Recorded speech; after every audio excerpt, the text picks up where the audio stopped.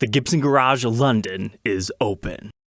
Welcome back, Troglodytes, to your daily dose of guitar information, the Trogly's Guitar Show. Alright, so what on earth is the Gibson Garage? It first opened in 2021 in the Nashville area, where it was basically the Gibson Mecca. If you're trying to buy a new model and you can't find it in stock at other stores, they try to keep like one of everything in stock and various multiples. Whether that's a Gibson guitar or an Epiphone, even one of their family brands like Kramer or Mesa Boogie amps, that's where you would go. And we also saw cool exclusive events like concerts, including limited edition guitars, like the 50K Collector's Choice Greenie. However, they finally applied that over to their London space and now have a second garage. So today's episode, we're going to kind of look at some things that Gibson and other people have posted, as well as the secret limited edition guitar. And let's start with that first. This one is about this guy right here. That's Noel Gallagher. We've documented his J150 as well as his ES355. Both of those releases incredibly popular. Imagine my surprise when they say they're reissuing a 1978 Les Paul Custom that he's used. Lightly aged, hand signed by him. The additional cool thing is all profit from the sales of this special run was going to support a charity that Noel's passionate about called Teenage Cancer Trust. But here's the big catch. They're only making 20 of these, and you had to be there at the London Gibson Garage at launch, queued up before the start. Now, they weren't posting the price online, but I did a little bit of digging and I got the answer of 10,000. I wasn't quite sure if that was 10,000 pounds or 10,000 USD, but I'd imagine it was in their hometown currency, so for us, about 12,500. I honestly think they probably should have priced it up to like 15,000, and they probably still would have sold all of them. But yeah, these things sold out in a matter of minutes.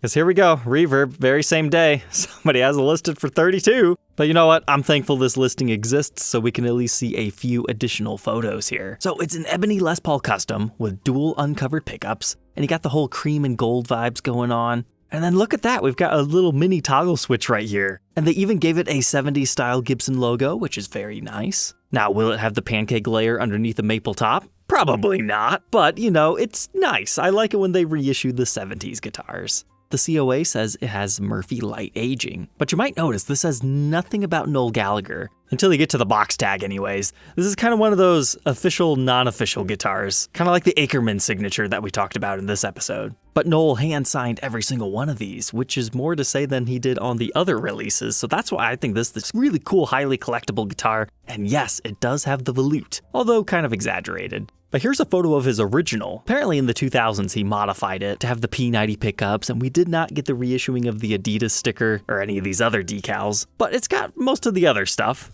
But this is his main live guitar between August of 1994 till about April of 1995. You can see him playing that in the Heathen Chemistry recording sessions. That was a gift from Johnny Marr. He had given it to Noel before Oasis hit big fame. So it's kind of a double artist association. So once again, getting kind of greeny vibes. But this wasn't the only guitar that he had gotten from him. Prior to this one, he was using a 53 Les Paul, but he had to use that to defend himself against a crazed fan. And when that one kind of got destroyed, that's when he famously asked Johnny Marr for another one. And he said, this one's heavy, so if you take a good swing on it, you might take the guy's head off. Love Johnny. So naturally, I wanted to document one of these. I actually had somebody in the UK that said he could go and get it for me, but he was number 21 in line, and we missed it by just that much. It would have been great to document, because I love these guitars. Oh well, at least we get to talk about it here. Now, if you missed out on the Noel, you could pick up a Peter Frampton Les Paul Custom. It's not exactly the same, but the closest stock offering that you'll be able to find today. So that was the big celebration piece. The thing to draw the high-end customers in and then hope they buy something else as well. Something to cause media hype that I honestly felt was a little bit underreported on. But for the pre-show opening party,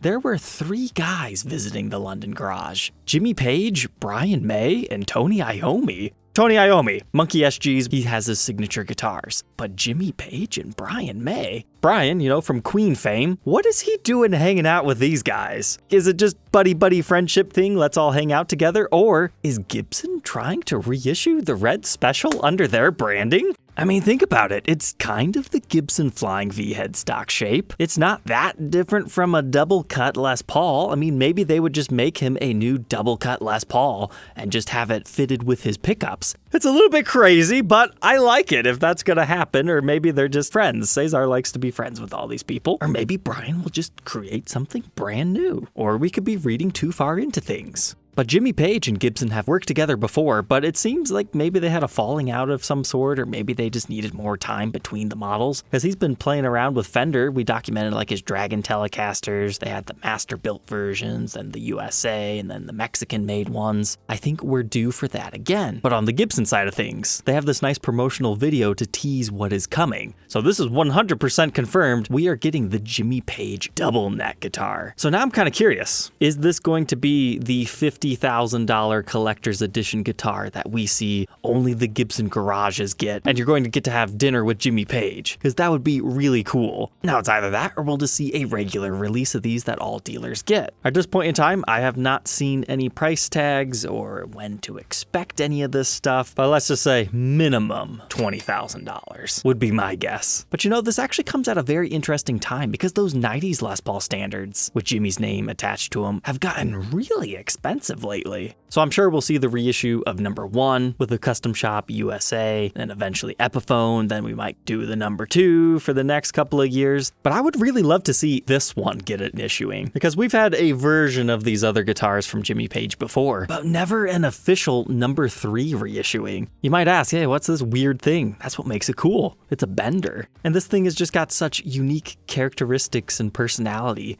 We've actually already had the Jimmy Page double neck back in 2007. So it's not necessarily a new one. It's kind of like how there was the Collector's Choice Greenie, and then they one-upped it with the new Collector's Edition. So if you really want one of these and you don't want to wait, it might not be a bad idea to pick it up, because if they do get launched at $50K, you might see these go up in value. So those are the new gear-related things. Now let's check out the garage itself. So when you first walk into the building, you're greeted with this very interesting little section here. I love the couch that they've got going on, but I feel like they're missing a Union Jack Explorer right up here. That'd be really neat to see those reissued only through the Gibson London Garage. But then they have 4 signature prototype guitars. One being the Tony Iommi Monkey SG prototype. Makes sense that it would be there. Johnny Winter Firebird prototype. The newest Kirk Hammett Signature 89 custom reissue, and the BB King Live at the Regal. Again, all of those being the prototypes. And I certainly was not surprised to see this at all. They have the return of the conveyor belt. However, it doesn't appear to be as big this time. It just has this little boot shape going on, so it doesn't go around the entire store like in the USA one. Their conveyor belt system is huge, but I was shocked when you actually go up here and they have like this storage area, and that's how they put them on. That was such a cool little behind the scenes thing. I just thought they had this giant ladder. I had to leave a comment on that.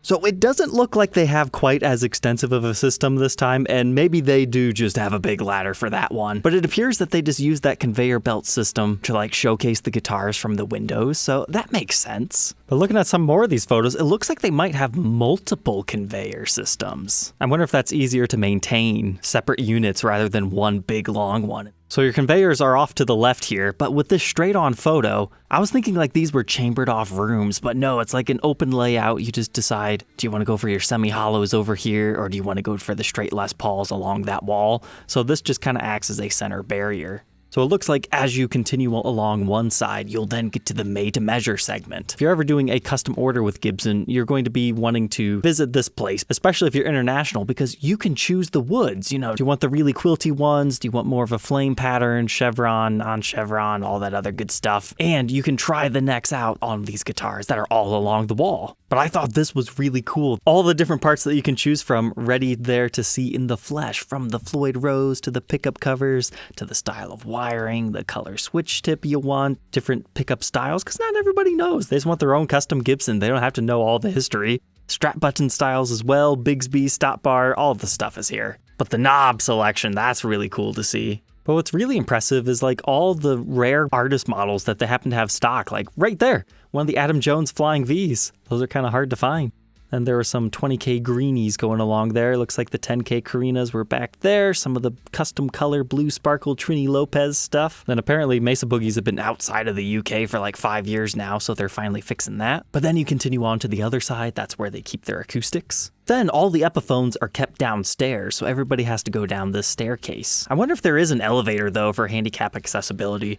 Then they also feature a gallery as you're going down the stairs. So these are prints that you can actually buy from famous photographers if you're looking to do up your man cave with a similar thing. But also down here within your Epiphone lounge, they have a stage. So that's where they're going to do all their concerts when artists play around. Being in the basement, it'll help not produce so much noise upstairs, I would guess.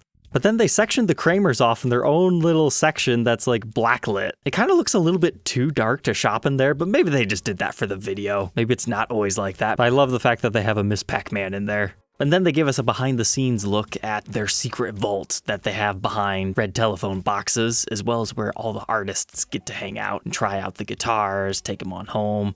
They have a really fancy-looking kitchen here, although the chairs don't look all that comfortable. But it was kind of cool to see like some really old, out-of-production signature models like this Joe Bonamassa Les Paul. And hey, look, one of the Noel Gallagher ones, as well as this interesting crystal Les Paul. Some L5s over there on the wall. Even one of the Cat Stevens signature Gibsons. Surprised they still have that. Those things sold out very quickly. Here's a couple photos David shared on his Facebook page of it looking on the outside and what the parking situation was like. It does look quite nice from the outside. And oh cool, they've got some pretty rare prints of some books in there, like Beauty of the Burst. That's what that couch is for. You just sit there and enjoy. And it looks like they might even have some headphones, so if you don't like to play super loud or you want to be a bit more reserved, you can do that. They also have some accessories along the wall.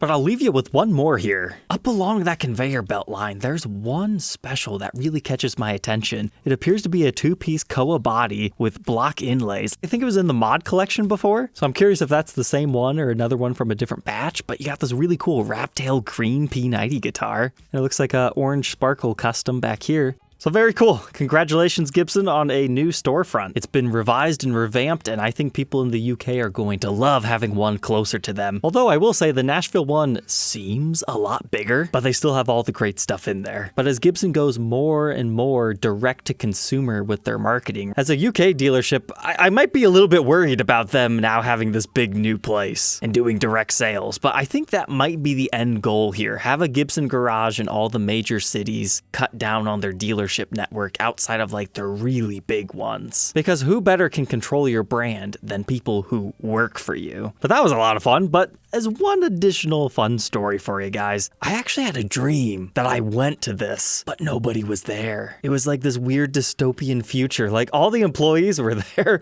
and I was just walking around and I remember looking for the Noel Gallagher guitar. And then I eventually found a secret place where other people were waiting in line. Like you had to stand by the one that you wanted and the 20 of them were along the wall and I got my place. So when I woke up and looked at my phone to see, oh, I didn't get it.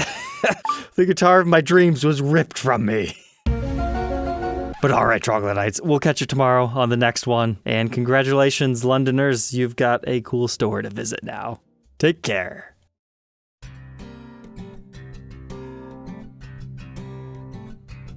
If you enjoyed tonight's episode, consider subscribing. I post videos like this every day. And you might even enjoy this next one.